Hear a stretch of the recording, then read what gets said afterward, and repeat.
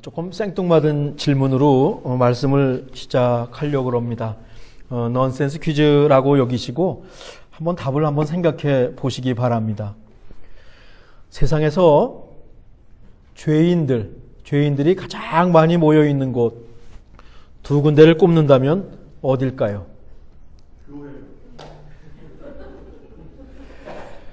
제일 많이 모여 있는 곳은 교회고, 그 다음은 형무소일 것 같습니다.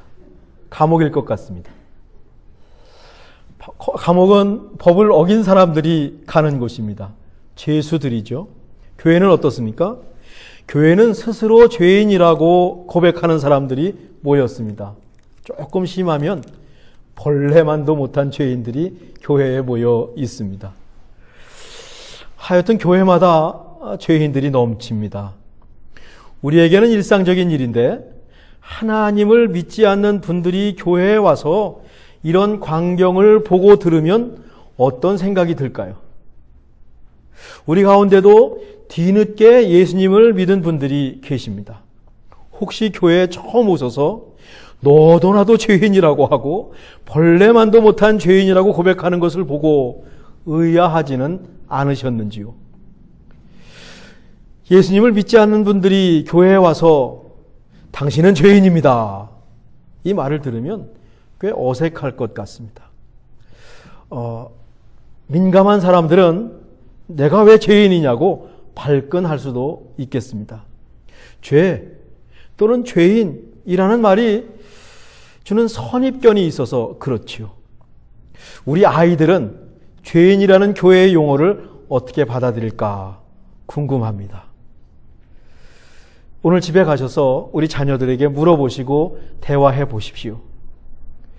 죄인이라고 하는 것이 어떻게 다가오냐 한번 대화하면서 이 문제를 놓고 한번 토론을 하고 허심탄회하게 아이들의 얘기를 듣는 것도 좋겠습니다. 좋은 아이디어가 있으면 저에게 알려주십시오. 오늘 공부할 예수님께서 가르쳐 주신 기도는 우리가 우리에게 죄 지은 자를 사하여 준 것 같이 우리 죄를 사하여 주옵시고, 이 주기도문에도 죄가 2번 나옵니다. 한국에 가면 4살만 돼도 주기도문을 다 외웁니다. 4살 배기가 죄라는 말을 주기도문을 하면서 2번씩 사용하고 있습니다. 기독교에서 죄는 정말로 중요한 개념이에요. 그런데 자칫 이 죄라는 용어 때문에 기독교에 대해서 좋지 않은 선입견을 가질 수도 있겠습니다. 우리도 조금만 멈춰서 생각하면 죄인이 탐탁지가 않아요. 감옥에 가는 죄를 지은 것도 하는데 말입니다. 교회에 죄인들이 차고 넘칩니다. 성경에서 말하는 죄인이 정확히 무슨 뜻인지 이해하는 것이 필요하겠습니다. 형무소에 잡혀갈 죄인은 절대로 아니고요. 죄에 해당하는 히브리어는 하타라는 용어를 씁니다. 헬라어는 하마르티아라고 하는 용어를 씁니다. 두 단어 모두 어떤 뜻인가 하면 missing the mark, 화살이 관역에서 빗나간 상태를 가리킵니다. 활을 쏘는데 화살이 관역에서 벗어나고 말았습니다. 적중하지 못했습니다. 이것이 성경에서 말하는 죄라고 하는 겁니다.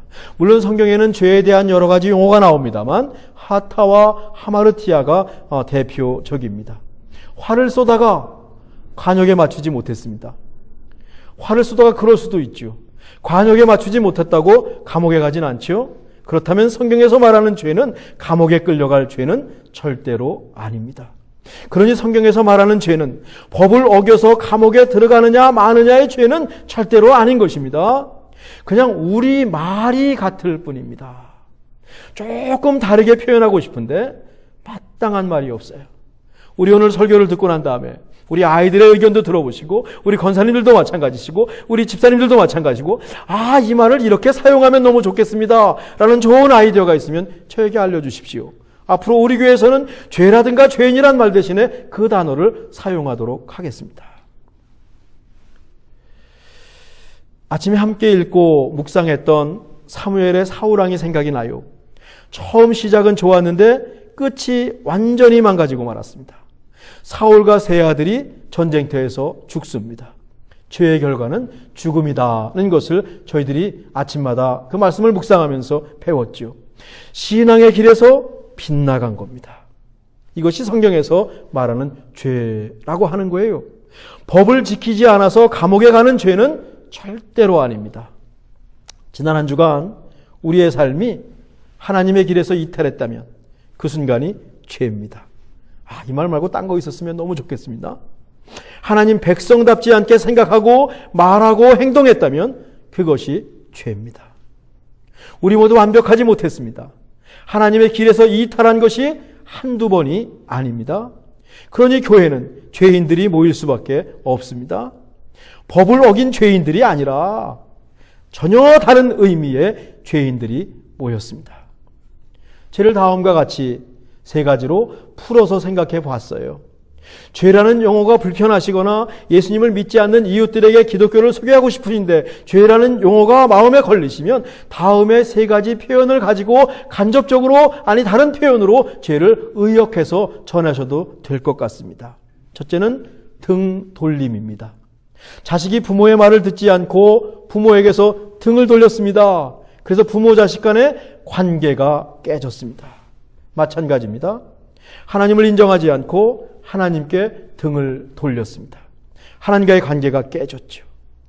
하나님과 등을 돌리고 있는 그 상태, 등을 돌리고 사는 것, 그것이 성경에서 말하는 죄라고 하는 것이죠. 자기 마음대로 사는 것입니다. 탕자가 생각나죠. 하나님을 믿기 전 우리의 모습이죠.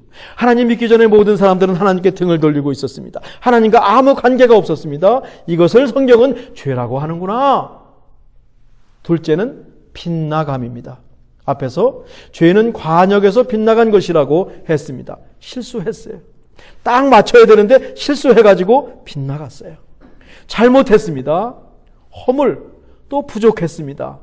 이런 것들이 성경에서 말하는 죄라고 하는 거예요. 하나님께서 우리에게 기대하시는 것이 있습니다. 하나님을 믿는 것 외에도 수요일 레위기에서 배우듯이 거룩함, 구별을 우리가 살아야 되는데 하나님 백성다운 삶을 살아야 되는데 그것이 관역인데 하나님 백성답지 않은 생각을 했고 말을 했고 행동을 했습니다. 하나님께서 세워놓으신 관역이 있어요. 근데 거기서 빗나갔습니다. 이것이 성경에서 말하는 죄라고 하는 겁니다. 죄라고 하는 용어보다는 악이라고 하는 용어가 조금 더 낫겠습니다. 종교적이고 죄라고 하면 법을 어긴 범죄가 생각나서 혼란이 올 수 있는데 악이라고 하면 조금 이해가 빠를 것 같습니다. 선한 길을 가야 합니다. 하나님이 선하시기 때문이죠. 근데 악한 생각을 하고 선하지 않은 말을 하고 선하지 않은 행동을 했습니다. 악은 뭡니까? 선하지 않은 것이 악이거든요. 악한 영, 악한 세력의 유혹에 넘어갔습니다. 다음 주에 배울 시험에 넘어갔습니다. 악에 빠졌습니다. 죄는 악에 넘어간 상태, 악에 빠진 상태를 가리킵니다. 성경은 그것을 때로는 어둠이라고 하는 표현을 쓰기도 해요. 엊그제 성경 통독 카톡방에 제가 올린 말씀입니다. 여호와여, 주는 나의 등불이시니 여호와께서 나의 어둠을 밝히시리이다. 성경을 쭉 읽어나가다가 저 말씀이 너무 좋았어요. 몇 번을 읽었어요. 나 혼자 읽기 힘들다. 우리 성경 통독하시는 분들 방에다가 올려놓자. 다 같이 읽고 있거든요. 여호와여, 주는 나의 등불이시니 여호와께서 나의 어둠을 밝히시리이다. 주님, 주님의 빛으로 나의 어둠을, 나의 죄를 밝혀 주십시오. 그러니까 죄라는 용어 대신에 어둠이라는 것을 가지고 죄를 설명할 수 있겠어요. 이렇게 죄, 빗나간 것 빠져나와야 되겠죠. 어떻게 할까? 이 죄에서 어떻게 빠져나올까? 우선 자신이 죄인임을 깨닫는 것, 이게 중요합니다. 내가 지금 하나님께 등을 돌리고 있습니다. 내 화살이 빗나갔습니다. 악에 넘어간 것 같습니다. 시험에 든 것 같습니다. 어두움이 내 안에 있습니다. 이걸 깨닫는 것이 중요하겠습니다. 그 다음에는 거기서 돌아서기로 결심하는 겁니다. 이걸 회개라고 해요. 탕자가 춥고 배고플 때 아버지를 떠올립니다. 뭔가 잘못된 것을 깨달았습니다. 이제 아버지께로 돌아가기로 결심하고 아버지께로 실제로 돌아옵니다. 이게 회개입니다. 회개는 말이 아니라 아버지께로 실제로 돌아오는 행동이 회개인 것이죠. 우리는 깨달음과 회개를 반복하면서 살아갑니다. 하루에도 수없이 깨닫고 수없이 회개하고 다시 하나님께 돌아옵니다. 회개라고 하는 말도 거치시다면 하나님께 돌아오는 것이라고 풀어서 이해해도 되겠습니다. 그러고 보니까 또 영락없는 죄인이네요.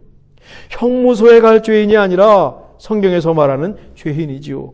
이런 우리를 구하기 위해서 예수님께서 세상에 오셨습니다. 고난주간을 맞이하는데 우리의 모든 죄와 허물, 악한 것을 짊어지고 십자가에 죽으셨습니다. 우리가 죽어야 하는데 예수님께서 대신 죽으셨습니다. 그래서 우리가 살아났습니다. 생명을 얻었습니다.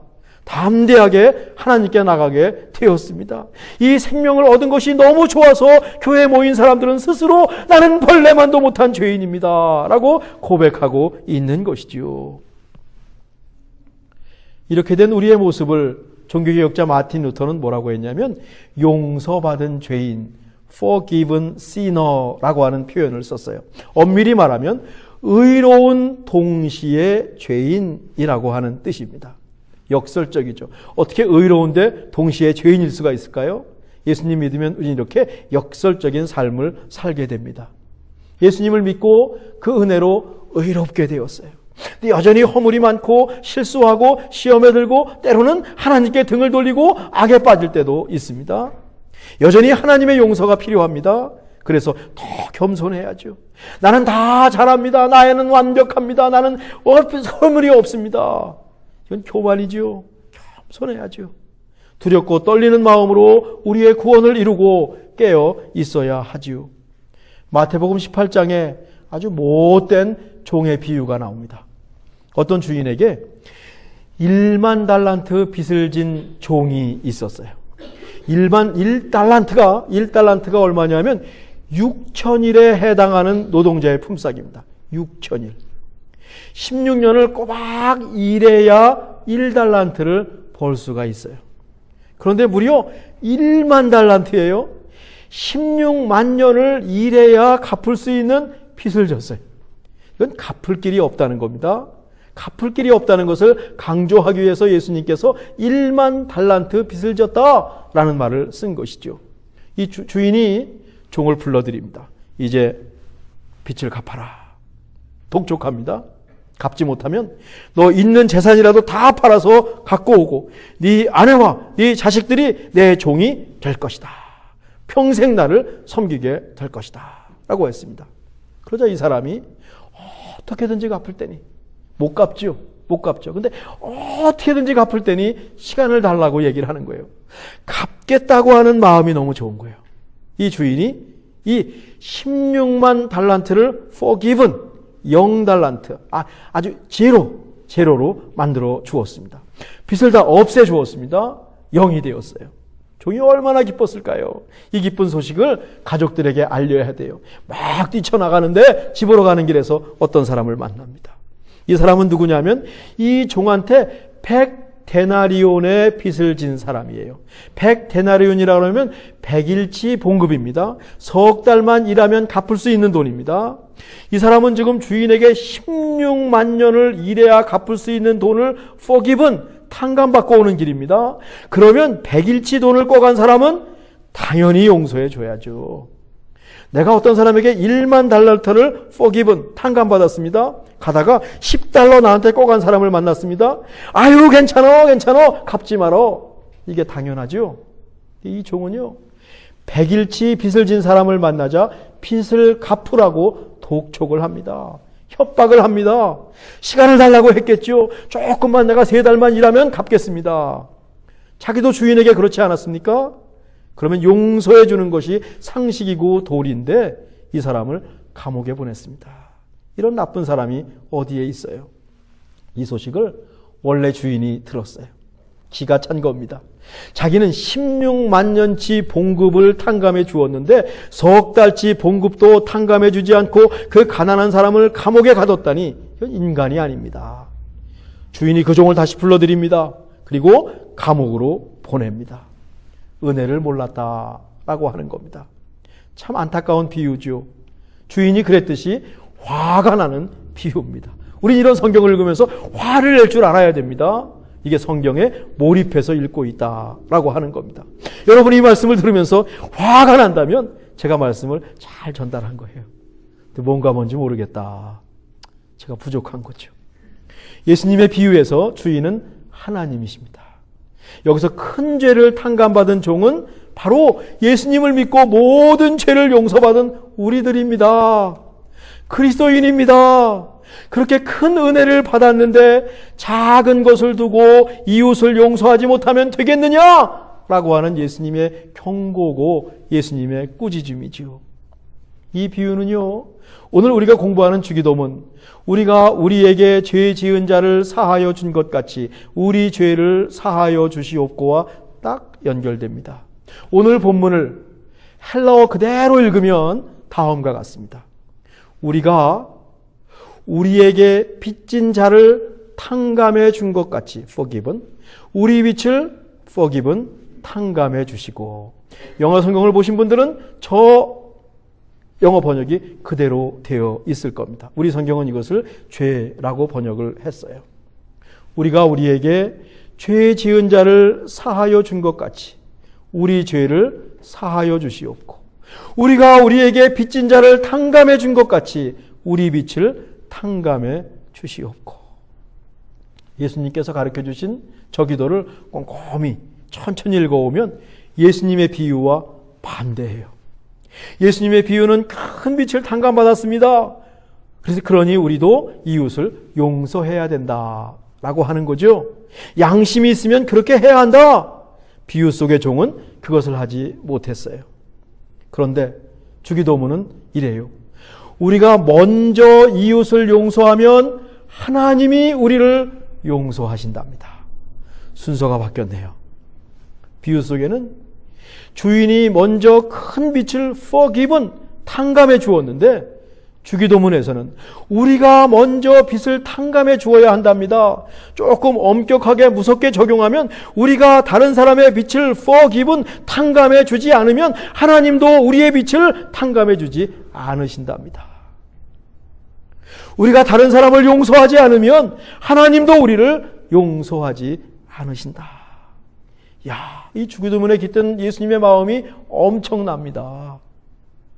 우리가 이웃을 용서한 것만큼 하나님도 우리를 용서해 주신다는 뜻으로 읽을 수도 있습니다. 조금 무섭네요. 저는 이 말씀을 읽으면서 무섭습니다. 이 정도는 기도해야 우리가 조금이라도 이웃을 사랑하고 이웃을 용서할 수 있겠지요.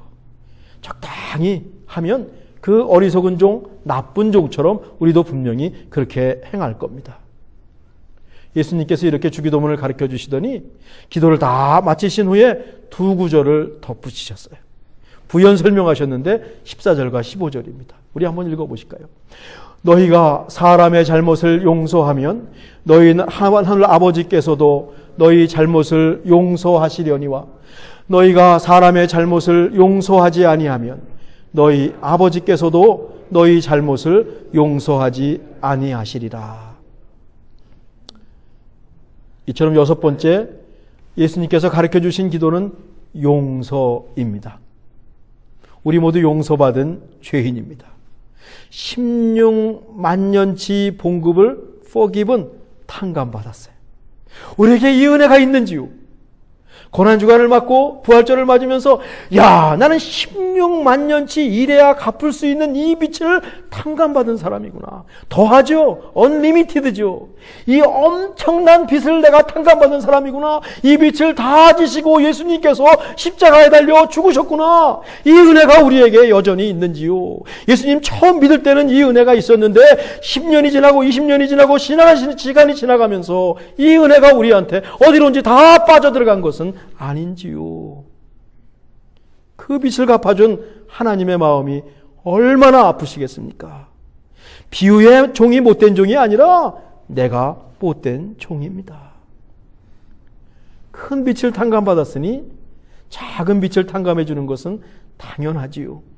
그래야 하나님도 우리를 용서해 주십니다. 정신을 바짝 차려야겠습니다. 그러고 보니까 죄라는 용어를 어떤 빚이라고 하는 용어로 대체해도 되겠어요. 근데 빚도 좋은 용어는 아닙니다. 하나님 뜻대로 살지 않고 자꾸 등을 돌리고 빗나간 행실을 하면 하나님 구자의 빚이 점점 더 쌓입니다. 빚이 계속 늘어납니다. 잘못하면 할수록 빚이 늘어납니다. 그래서 우리는 하나님의 은혜, forgiven, 하나님의 용서가 필요할 수밖에 없어요. 반대로 잘못한 것이 있다면 하나님은 물론 당사자를 찾아가서 잘못했다고 고백해야 합니다. 우리 모두 서로에게 잘못하고 살거든요. 나만 늘 옳을 수는 없습니다. I'm sorry. 이 말이 많이 해야 돼요. I'm sorry 라고 하는 말을 많이 하는 것도 서로 용서를 실천하는 길입니다. 물론 용서는 쉽지 않습니다.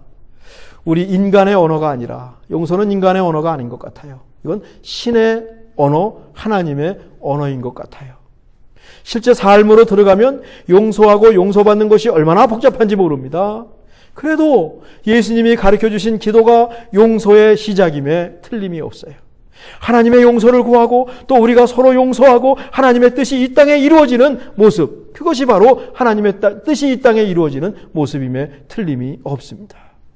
우리가 우리에게 죄 지은 자를 사하여 준 것 같이 우리 죄를 사하여 주시옵고, 너희가 사람의 잘못을 용서하면 너희 하늘 아버지께서도 너희 잘못을 용서하시려니와, 너희가 사람의 잘못을 용서하지 아니하면 너희 아버지께서도 너희 잘못을 용서하지 아니하시리라. 깊은 울림이 있는 말씀입니다. 묵직한 말씀입니다. 성경에서 이거보다 묵직한 말씀이 있을까요? 한 주간 이 말씀을 읽고 또 읽고 곱씹으면서 우리의 삶에 적용해 봅시다. 기도하겠습니다. 하나님, 우리가 받은 은혜가 얼마나 큰지요. 너무 커서 느끼지 못하는 것은 아닌지요. 큰 은혜를 받았으니 우리도 은혜를 베풀게 하옵소서. 우리에게 빚진 자들을 다 용서하고 가벼운 마음으로 주님께 나아가게 하옵소서. 예수님의 이름으로 기도하옵나이다. 아멘.